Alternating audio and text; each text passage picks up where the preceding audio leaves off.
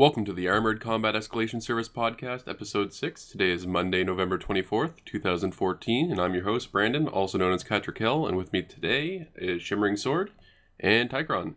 Hopefully more people will show up, but we are starting, I think, about a little bit earlier than what we normally do, so we'll see how it goes. So, as far as some awards go for the past couple of weeks, 228th Hunters is awarded to Tychron, Shimmering Sword, the Black Knight, Frisky Dingo, Mecha Kaiju, Man of Athens, Janestown, Sinister Socks, and Fight Gar. The award High Tax goes to Ultimatum X, Kago Doom, Von Kessel, Frisky Dingo, Shimmering Sword, Tychron, Man of Athens, Dirty Dirk, Death, Iron Warsmith, and Satex. The Beast goes to Bad Baklava. You guys kick back. We got this bronze. Goes to Man of Athens, Cattra, Kell, and Pooh. Kickback silver goes to Tychron, Man of Athens, and Janestown. Assault on Botanium, Mecha Kaiju. You take this half, I'll take this. You take this half, I'll take this half. It goes to Pooh. Medium bronze competitive goes to Cattra. Medium unobtainium goes to Keglodoom. Light unobtainium goes to Man of Athens. Light mech silver goes to Kagodoom. Test drive coffin goes to Kagodoom. And lightning strike goes to Silly Hats, Phil 2, and Von Kessel. So a lot of awards over the past couple of weeks. So hopefully we see some more activity like this as we have been recently seeing as of current. It's been really nice seeing all these awards being handed out. It means people are playing together, and means everyone's having a good time. Or at least I hope everyone's having a good time. We try our best. I was leading that match against the 228th. I'd say it was it was on the new map, so they didn't have a play yet. And I just want to make a quick note that in the awards area on the ACES site, there are 5 icons which we have done up, and I've been sitting on for a while, which actually don't have anything tied to them yet. Make sure you guys go check that out and give feedback on what you want those awards to be. I've seen some pretty good suggestions recently, and I think there's 1 or 2 that I might keep and implement right after this. Who knows? We'll let it go for a little bit. So, news. Upcoming events. Actually, first of all, new members / promotions. Has there been anyone recently? We actually do have a couple that are. I was about to say, I thought there was a couple. Yeah, Sestos is supposed to be moving out of Joker to Jack status. While I call him Death, but it's DHE. Yeah, D-Hef. I believe Yes, he got accepted, didn't he? Yeah, he's been accepted.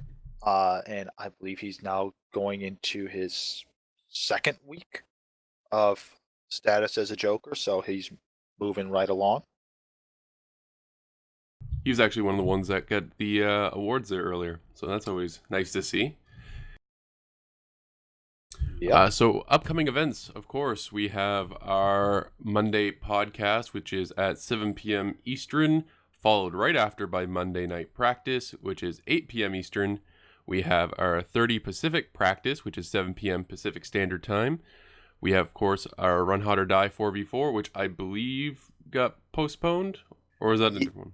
Yes, right now, the team we're going up against, RRB, they are having a little difficulty getting their team set and together to play this week because of the Thanksgiving holiday that's coming up for all of us Americans. Cattra, sorry, you're Canadian, and your Canadian Thanksgiving was already, I believe. So they're having a little trouble with getting people organized, with travel plans and family commitments. So we are talking with the Run Hot or Die tournament organizers, and we are hopefully going to be playing next week instead. And Sinister Socks is organizing that and is in the negotiations for that. So he'll keep us in the loop as things develop. And just like a small update on the Run Hot or Die 4v4, we're actually not doing that bad. Out of about 25 teams, we're sitting in the top 15, and we keep just going up that ladder. So things are looking pretty good for us. So hopefully we keep it up, keep having these good matches like we have been in the past, and continue hopefully getting up in the top 10 again.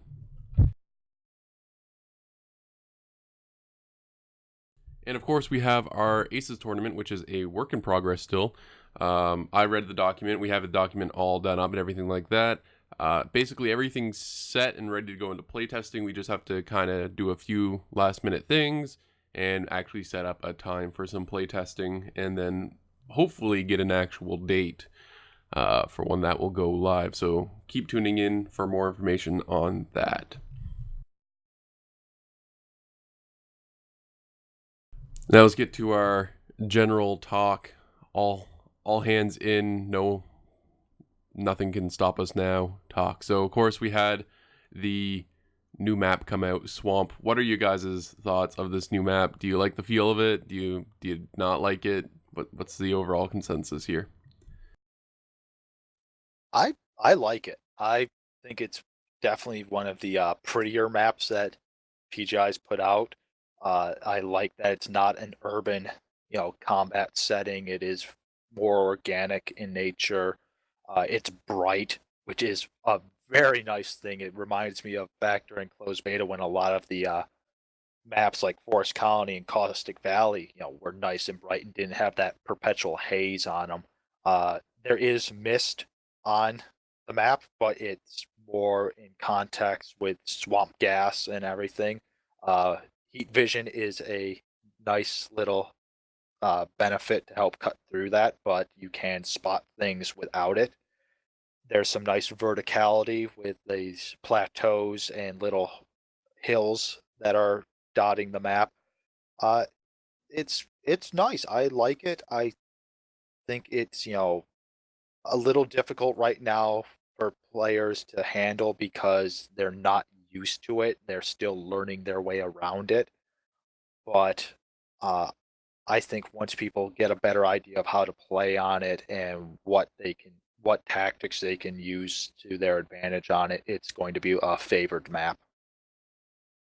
Yeah, I've been really enjoying it. It's not a huge map, but the way it's laid out allows for so many different kind of plays. You can go any direction on the map. You can rotate, you can hold. It's one of the first maps we get where you kind of have to trust your sensors because the fog isn't too bad. It's before you encounter that being a problem, you're gonna have trees in your way. So half the time you're targeting something through leaves and you just have to shoot blind or use your heat vision, but even that doesn't work all the time. And there's more verticality than ever with people shooting up and down, and yeah, it's really fun. I mean, I have heard a couple complaints from people about it, that they don't like the fact that once, depending on where you drop, one side has almost immediate access to climb up two of the larger plateaus from the swamp without having to use jump jets, while the other side, the only way for them to assault from their side is to have jump jets. But I think, that makes for people having to make better tactical and strategic decisions about, how to flank, when to flank, how to use, distractions and cover, and maybe not pushing directly at those plateaus and standing off and trying to snipe a little bit better. As I was saying earlier, I think once people start ironing out their tactics on it, it's going to be a lot better and the complaints are going to disappear. I'd say Yeah, it is definitely a very pretty map, and yeah, I've been finding the easiest thing to do if you're on the side opposite to the staircase up to that giant middle pillar, is to stick to the outsides because there's so much other rocks or carcasses of alien species blocking the way that you can do flanks, and even though they have a higher sight advantage, they can't necessarily hit you because it's just hitting trees or it's hitting rocks or it's hitting other stuff. So that higher advantage unless they're pushing right into trying to go around and flank up the staircase. The higher advantage, I find, doesn't really give you a whole lot of an advantage. Go ahead there, Shimmering. You were going to say something before I cut you off. Yeah, on that subject, I was going to say that I prefer to not go up top. Because if you do, either you're leaving half your team down low to be separated, or you're too crowded up high, and the typical shooting up, often shooting up is easier with a mech than shooting down, especially with your arms clipping into the edge of your terrain. So if you group your team up on the low ground and make a firing line, the people peeking over their high ground get pretty messed up. At the same time, I've seen the opposite also, though, Shim, where people on the top, they can fire and then immediately back up a little ways, and they're protected by that, little lip of the plateau. Right. So return fire. One big advantage of the high ground is you can jump down at any time from any side. So if you find the enemy split in a certain way or some vulnerable enemy, you can send one or a lance of mechs and jump off, and there's no escape from that.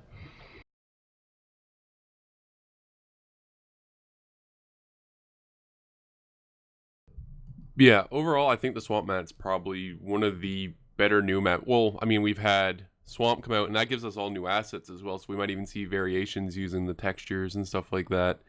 And then we, of course, last month had... I already forgot the name of it. I had it just a second ago. Mining Collective. Yes, thank you. And not only that, we already know in the works, they already confirmed they got another map almost done for Community Warfare, plus another map on top of that in the works as well for Community Warfare. So that's 2 more maps coming out, hopefully, fairly soon, because December's right around the corner. Something else that, on the topic of maps that I'm really excited about, we've heard from both Russ and Paul that once they get Community Warfare, implemented, they're thinking about going back and updating some of the early maps, like Forest Colony, to expand them out, because they were designed more around 4-man and 8-man teams back during closed beta. Now with 12s, they feel crowded at times. So I'm really interested to see if they can go back and touch them up, expand them out, maybe open up new areas onto them, and see how the maps evolve. I think that'd make a vast improvement to them and help keep them fresh for the game. For sure. And I mean, depending on game modes and stuff like that coming out, I was even proposing, like, for example, do you know how they changed everything up on God damn it. For Conquest on Alpine, how they changed the location stuff, so it's not as big of an area you have to trek around in order to get everywhere. They actually changed, so it feels like everyone's battling in the same small area. Like, usually the conflict now takes place between like G5 to G8 and like J5 to J8, like that small little square grid in the bigger maps. It seems where everything takes place. So yeah, like definitely sizing down maps and stuff like that, or even expanding them out bigger for the bigger game modes. I would love to see that, and hopefully that will happen once Community Warfare is out there. Now, see, I'm a little torn on the Alpine Peaks Conquest change. I kind of liked it when it was spread out more, because I felt that it actually was more of a conquest, a fight over caps, and you could send lances out to try to cap in, not necessarily run into the enemy. Whereas now with it drawn in closer, you can cap and you might win that way, but a lot of times it just turns into a regular skirmish or assault brawl. It doesn't feel that different from the other 2 game modes, other than instead of fighting on the top of the hill, you're now fighting down in the valley around Theta, or you're fighting on the little hill next to Theta instead. So I, I kind of liked it when they were spread out a bit more. I guess I just kind of like the fight not taking place on the hill. I guess I should maybe clarify that a little bit. Yeah, That's kind of why I liked it. It's different. It's not your typical Alpine play. okay, I'll give you that. It still doesn't feel like Conquest is all that different anymore from the other two. I really hope that at some point they can go in and change it up so Conquest does feel different in that getting caps is a priority instead of getting into the fight with the other team. Maybe make it more lucrative to cap out type of thing. Maybe, or maybe make it that caps give you benefits of you get a faster recharge time on your artillery or airstrikes, or your you could or make the cap points have cooling benefits, like have little coolant trucks there that if you can get that point, you can retreat back to there and cool your mech down faster. Oh please no. No, I'm just joking. I think giving more lucrative, like maybe more GXP, and because right now it is your payout is based off of how many points you got as well when you play Conquest. Maybe bump it up a little bit more to give more incentive of that actual fighting, or fighting over cap points rather than just fighting for the sake of fighting. Yep, that might. Either way, they have to come up with something, because right now Conquest doesn't feel different enough, at least for me, that it's a game mode where I would say, yeah, I want to play Conquest tonight instead of Skirmish or Assault, because it's got this bonus, or it's you know this different from the other two. It's some of the maps just don't. It doesn't feel like it's anything different. It's you might get 1 or 2 points and then you're into the brawl, and it's just a regular skirmish fight after that. That could also be a problem with it being 12v12 now, because remember when we were playing the 8v8s and stuff like that, in the comp scene, it would be 6 of us would go brawl, but then we would have 2 lights running around and getting the caps, right? And then we'd usually win on cap, even though we might have lost the brawl. Yeah, that's true. Smaller teams, you were able to do a bit more with it. Because you're able to flank around without being detected and that sort of stuff. But even then, back during some of the comp events, people wouldn't bother really with the capping. They might grab 1 point and then immediately go hunting with everything they had. ACES, I wasn't in the unit at the time, but I watched this stream when PGI put on the MWO tournament. You guys on the Frozen City night, it was supposed to be a conquest fight, and it ended up turning into a complete and utter brawl with barely the cap points touched. We were also a down a player at that time, but let's not talk about that. Okay, we won't open open those old wounds. Yeah, very old wounds in which salt still gets rubbed in. Let's move on to the next topic. I think we can all come to an agreement that Swamp, we like the look of it. It's very different from the maps that we currently have, and we like that. It's very movable. It's just an overall good map, and hopefully with those resources put into that map, we'll start seeing some more maps reusing the assets that were put into it start to come out of it as well. So let's talk about the Hero Locust. Let's talk about the gear on the Hero Locust. Let's talk about how ECM is OP and the Locust is pay to win. And is it fair to put that sort of shit on a paid mech? I feel it's perfectly okay to put ECM on a on a hero, especially the Locust. The Locust needed some loving, and the hero version should be a bit more powerful than the run of the mill Locust. And the ECM there, I think, helps to do that. I've seen a number of them out there. They are, that ECM helps them with survivability, but they're still a Locust. I mean, if you alpha it in the face, it will die. if you alpha it in the back, it will die. If you alpha it from the side, it will die. So you have to be very careful with it, even with the ECM. And even now, I'm beginning to see less and less ECM because BAP has gotten buffed out, and our own ACES member Ultimatum X put up a nice infographic on the forums showing how multiple mechs with each carrying BAP can make a bubble where ECM it's not even a factor. You can't get close enough, and not only and the BAP guys don't even need to get close enough to you to negate your ECM and turn you into a very nice little target for anything that they're carrying. Yeah, I think on a mech like the Locust, ECM totally not pay to win, and that's even before we discuss the Beagle buff that came up, which I think it needs a serious reduction. Yes, ECM should not be all powerful, but currently it's almost completely nullified in medium to close range. But yeah, I mean the Locust looks fun. Haven't played it myself, but at least you can have one more tool in your chest of the exploding mech. Yeah, the coffin needed a little polishing there, and ECM does help it.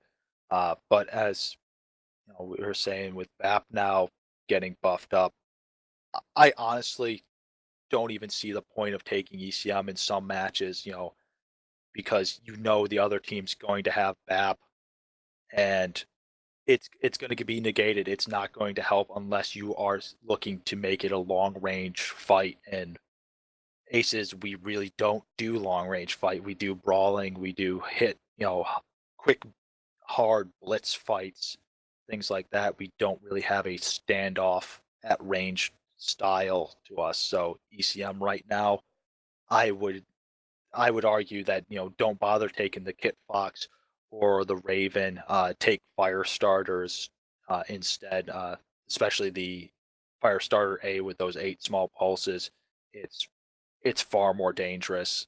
The ECM, it's nice, and you might be able to hide a little bit from LRMs, but the fire starters are going to do far more damage and get behind those learn boats and just destroy them if they're played right.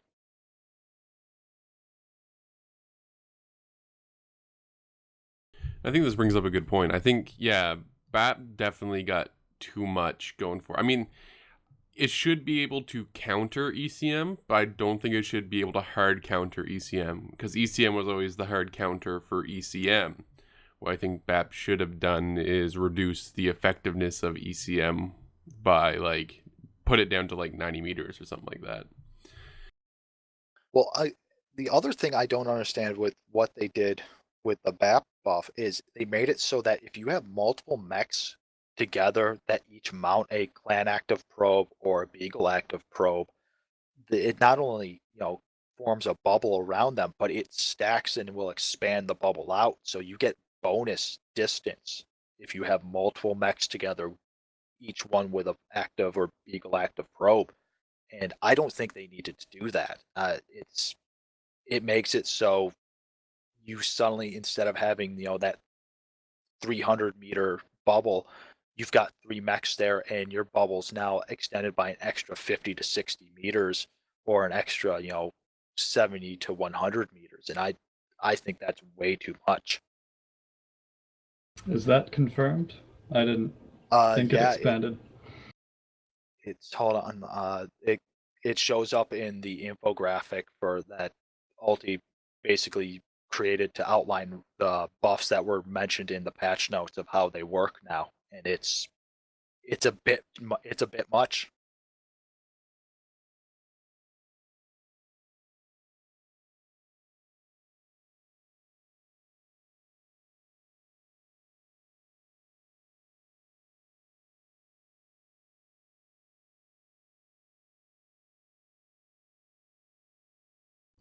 Hopefully that turns up here soon. But let's get back to talking to the Locust here real quick. So yeah, as far as ECM being on the Locust, I don't think it makes it OP at all, considering the Locust is still a coffin on legs. And to put it on an MC only mech, I think the Locust would be the only mech that they as in PGI could get away with actually putting ECM on without the big cry of pay to win or anything like that. Because if you put it on any other mech, I think they wouldn't be able to get away with it. Like if you put it on even any of the other lights, really would then pretty much bump them up into, or even maybe past tier 1 range. If you put on a Jenner, would have been pay to win. Put it on a Firestarter, pay to win. If you put it on, what else is there? Just start throwing stuff out there. I think you could probably argue pay to win, depending on what it had for hard points. Now, if you gave it the mech ECM and only had one laser slot, maybe not so much pay to win, but no one would buy it because it's shit. Any medium X would have been pay to win, heavy, that sort of thing. So yeah, I think the Locust is fine with ECM. Hopefully this doesn't really set a big precedent for giving hero mechs the only ECM slot. That'd be my only concern really out of this. But yeah, overall I think the Locust hero is pretty fun mech. I enjoy it. I enjoy my time in it. Yeah, if we didn't have already the Cicada 3M, the Raven 3L, the DDC, the Atlas DDC, one of the commandos also carries it. I can't remember which one. And if those weren't available for C-bills, then I would say there's an issue. But considering the majority of mechs that can carry ECM right now are, available for C-bills, I don't see a problem with the Locust having it. Even with the clans, the Kickbox is available for C-bills. The Hellbringer, which will be coming out next week on Tuesday, will eventually be available for C-bills. And so, it'd be different if it only showed up on champions or if it only showed up on heroes. But no, right now I think it's okay. Giving it to the Locust. Yeah, and the Locust needed some love, and ECM gives it love. So let's talk about then the hero Shadowhawk, which came out right beside the Locust. Haven't you guys ever had a chance to try out the Shadowhawk at all? Sadly, a negative there too. But I think Shadowhawks in general probably need a little bit of love. They kind of missed out on the Quarkening being already decent mechs, but now they're just kind of average. Yeah, I haven't had a chance to pick it up and play with it.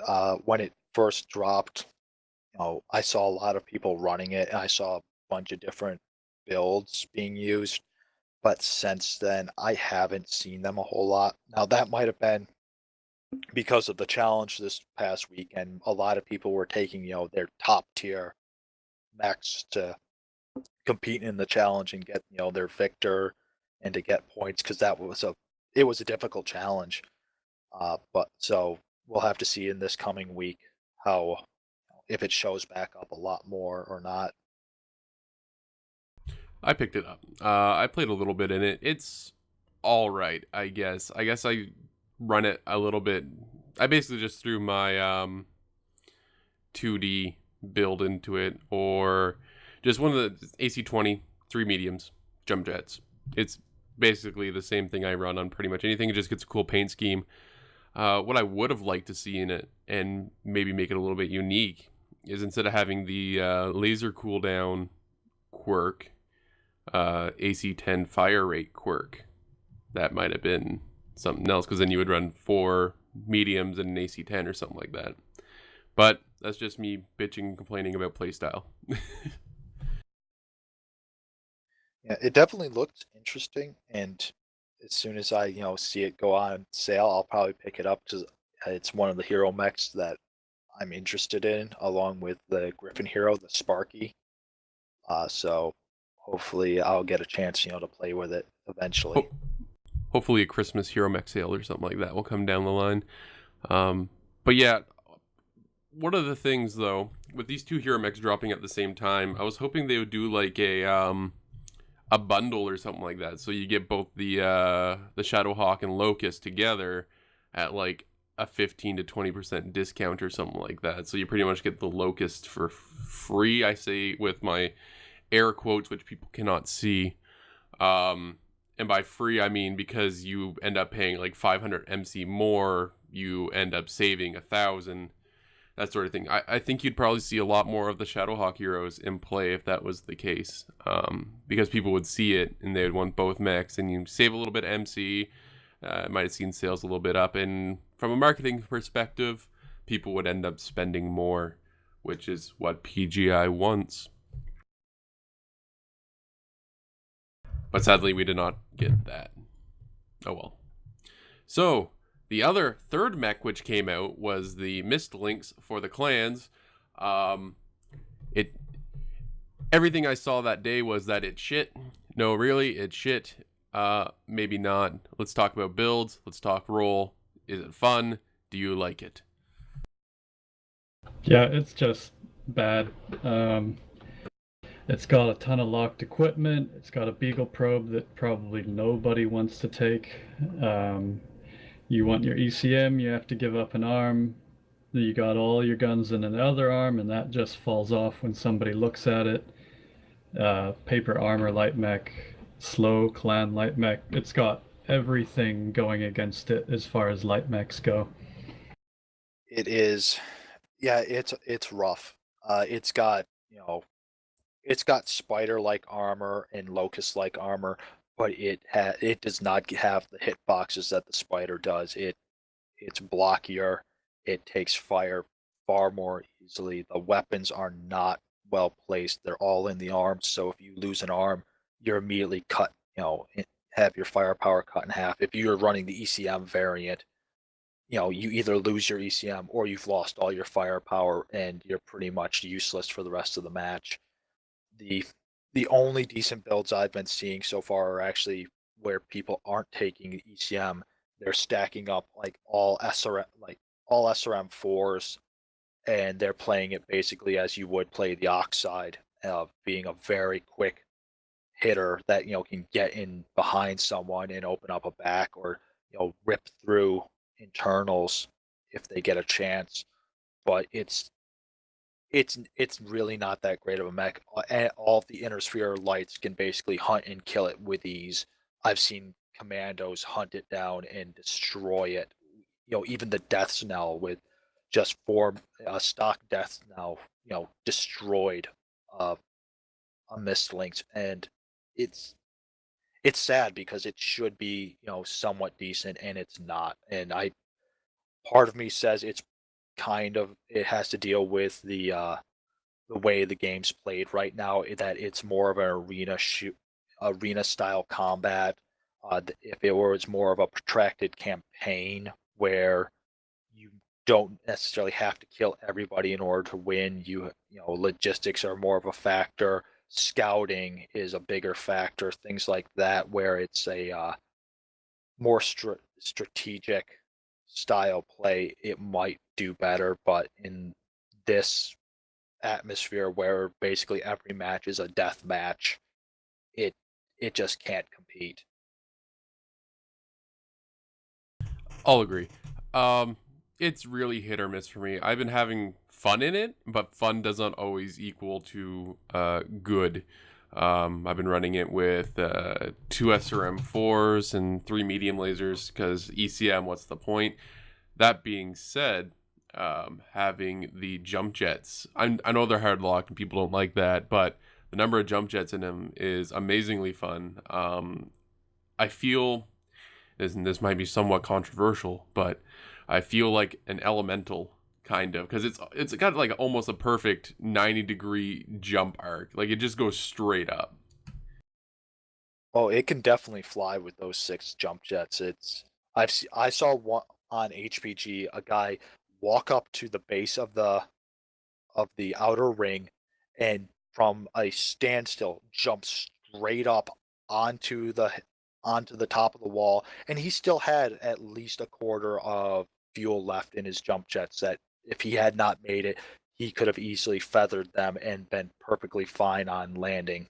It's definitely a mech that can jump and with speed fly around the battlefield. but the firepower's not there, the armor's not there, so it's speed and jumping agility is definitely the way for it to survive Well, if it's it not. can. The problem with that is that it's not even particularly fast as well. Even with speed tweak, you're only going 25 max or 125 max. You're not doing anything special. That's 25 under most of the comp Firestarter and Yeah. Jenner builds. Like you're going to get outrun no matter what you do. I think where it shines though is its jumping capability. I've been having pretty decent success with the Missilinks as just a jump in, slap someone across the back, and jump out and try and pray that someone doesn't hit you. I think that's its kind of role where it shines, but the problem is that you don't get an opportunity always to perform that role. Yep, it is what it is. It's not a hard brawler. It's definitely a skirmisher and a quick strike mech. It's beyond those roles. I wouldn't even use it as a sniper. I don't think it can.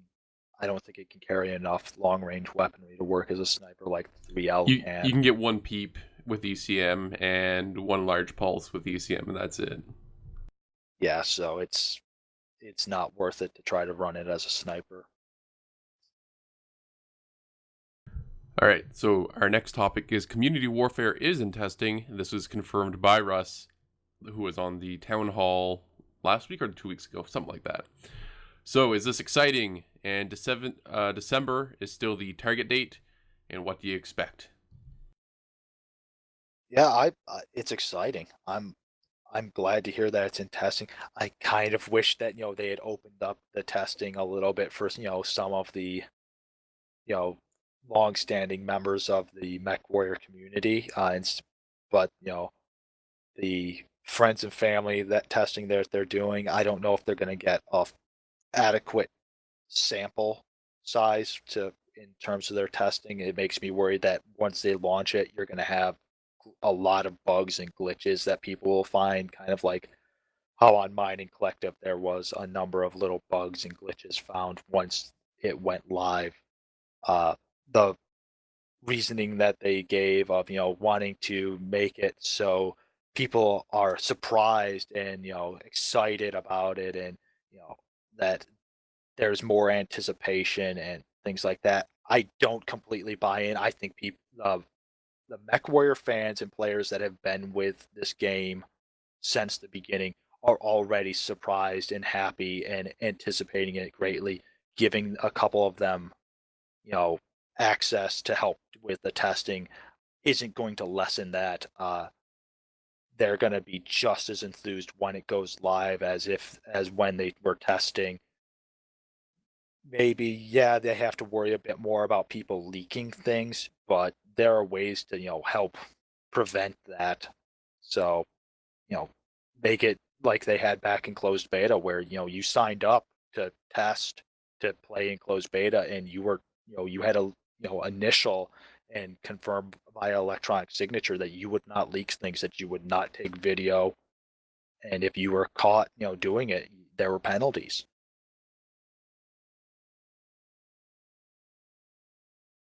I agree. I assume something like that's probably in place this time after all those leaks for the past little bit. So Yeah, I'm looking forward to it.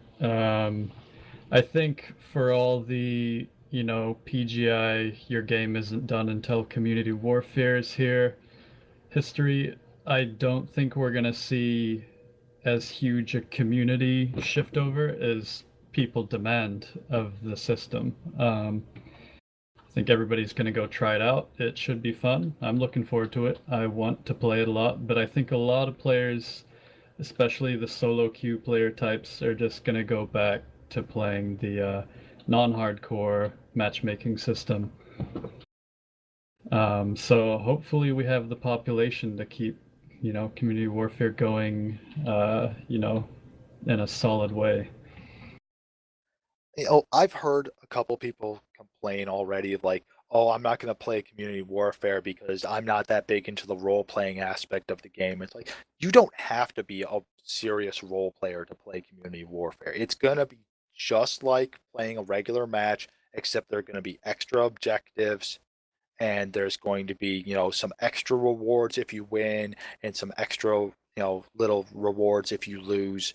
It's just a different game mode that's going to be set off by itself. So people who have said, "Oh, I'm not interested because I'm not a comp player," or "I'm not interested because I'm not a role player," just give it a chance. I'm pretty sure they're going to enjoy it. But as you said, Shim, there are going to be people that they're not going to be interested, but they're probably not the people that are going to be playing all that much to begin with right now as is.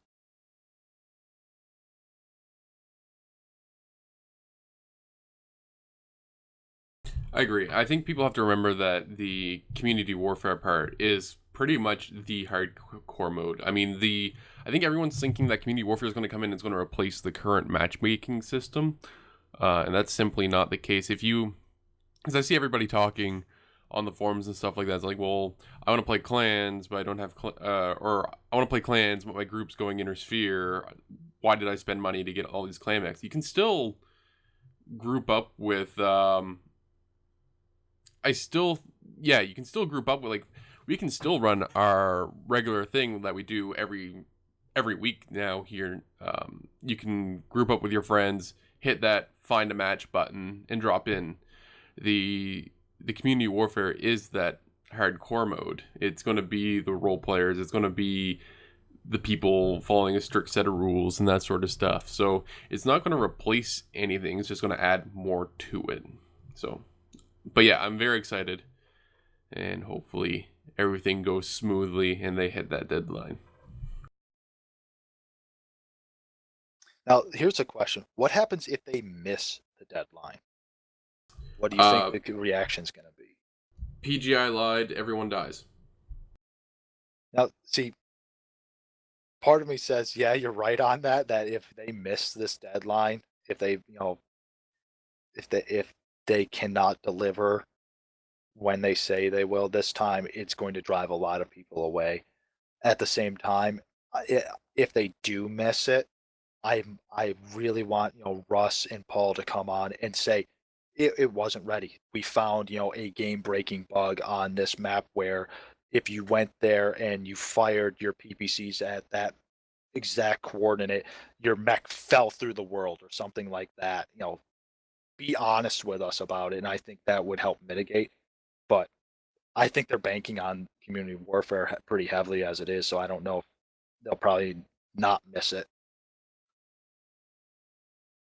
Yeah, if they do have to push it back, I want an actual, like, big long explanation to why and what's up and that sort of stuff. I don't want to sit here with a thumb up my ass being like, oh, I don't know what's going on. Like, I think, and that's also before, when they bumped them, instead of just saying, oh, we have to extend it 90 days, oh, we have to extend it 90 days, I think if they gave any explanation whatsoever originally to, like, oh, this came up or something like that, like, actually wrote, like, gave a reason with a long written type of thing. And I'm not saying like an essay or like that sort of thing, but like if they actually like sat down and explained like this is what's going on and this is why we can't work on it, I think it would have been taken a completely different way. I mean, even if they came out and said we were working on it and we just don't feel it's ready, there's more that we would like to do that would polish it to the point, and we're going to have to delay by a week or 2 weeks or a month. If they're honest with us, I think I can accept that. But as you said, if they come out and just go a shrug of their shoulders or just stay silent, yeah, it's going to be pretty breaking.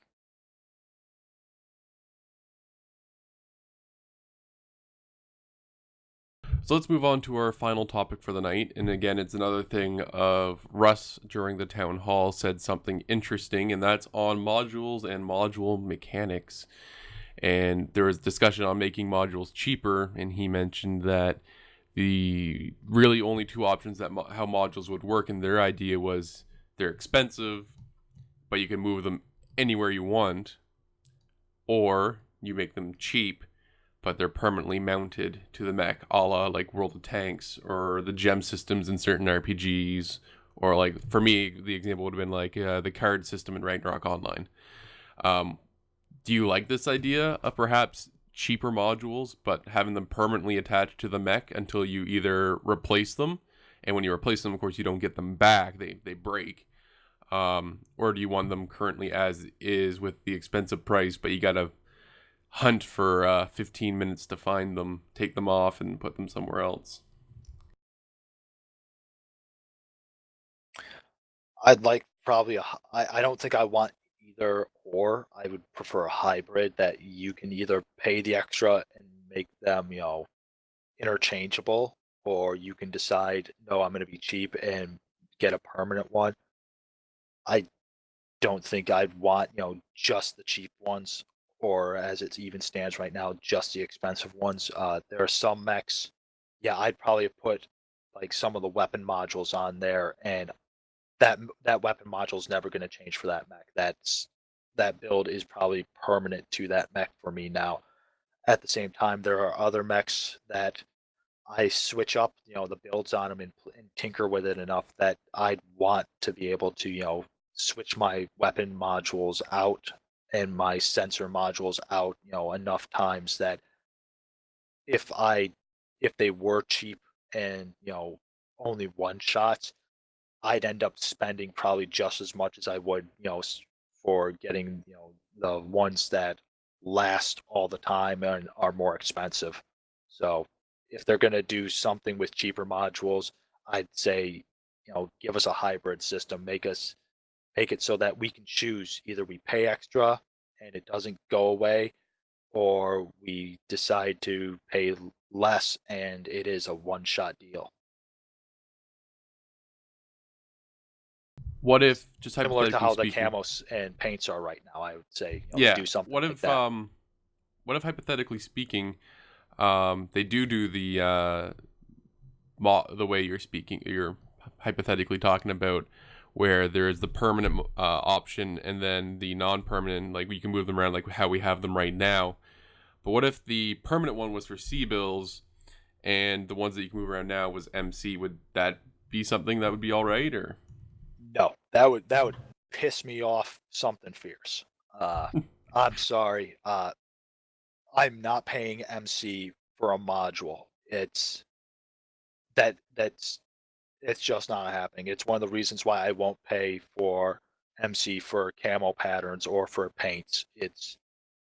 They are a cosmetic thing in that regard, and for modules, it's not something that is that I definitely need or that I definitely want. I can play an Orion without the missile modules. I can play a Awesome without the PPC modules.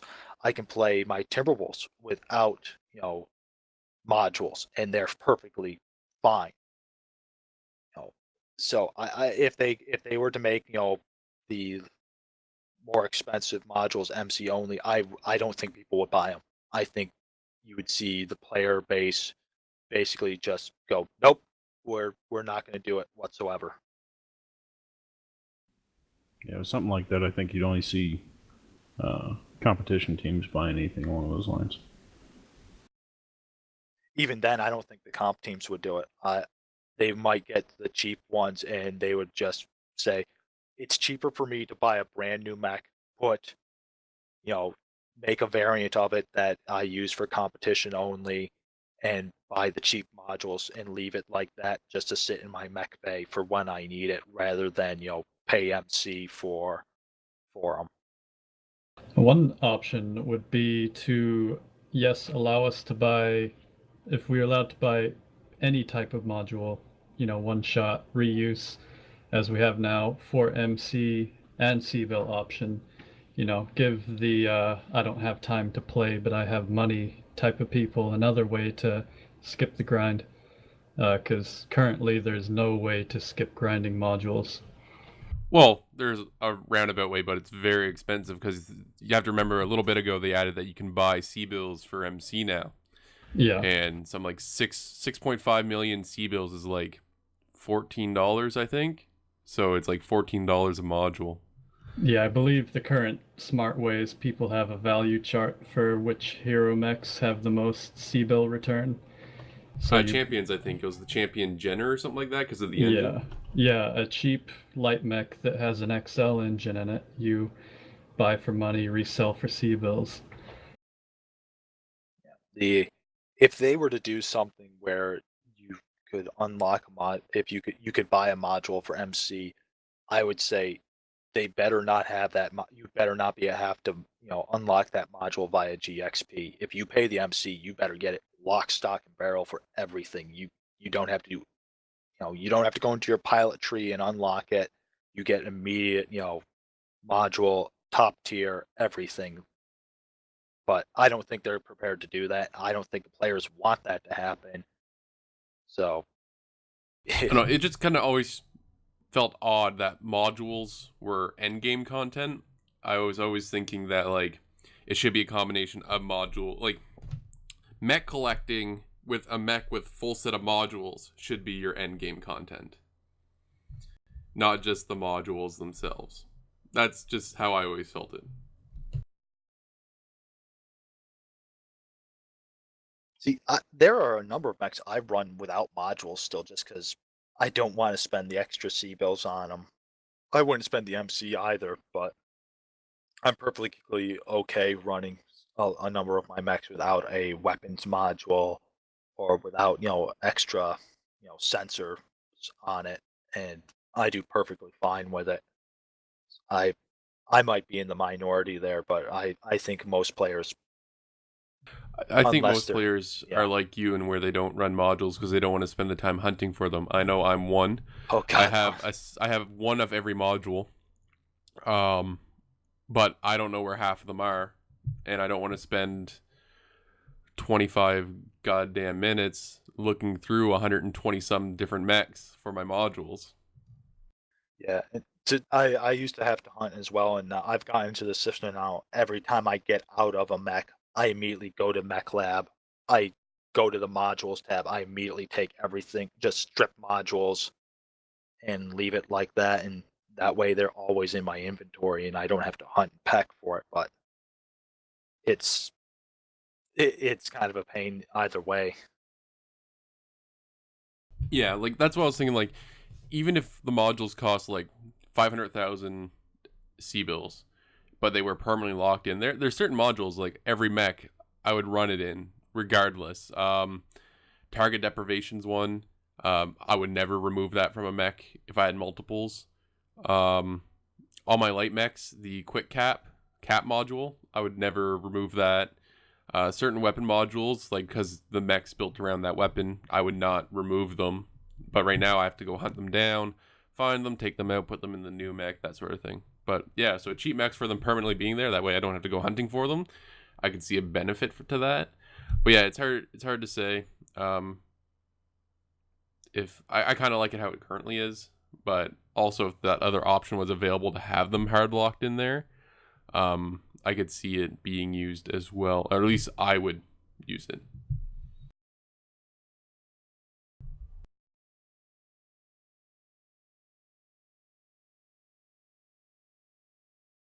So any final comments before we wrap up here for tonight?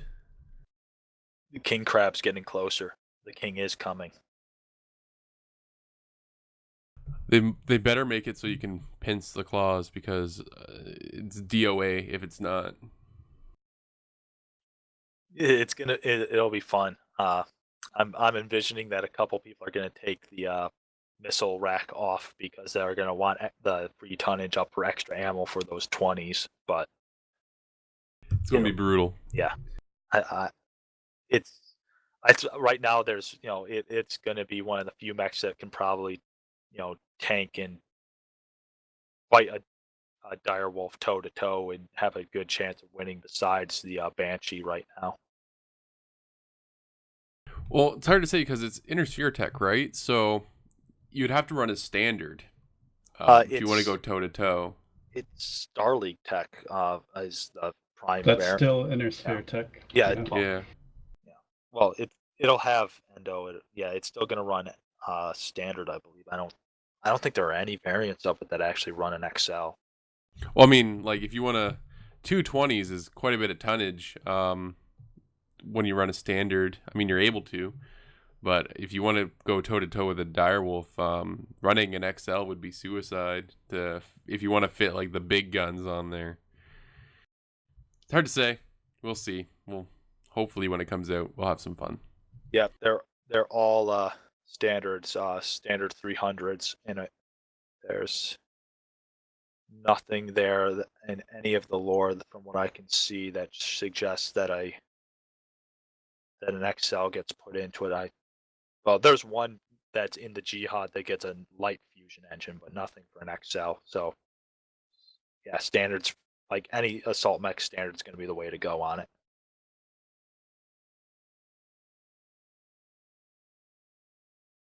All right, so thank you everybody for listening to the Armored Combat Escalation Service podcast. This was your host, Brandon, also known as Cattra, Kell, and with me at the end of the podcast is still Shimmering Sword. We got Panzer Shriek and Tychron. So thank you everybody for listening. We will see you hopefully next week.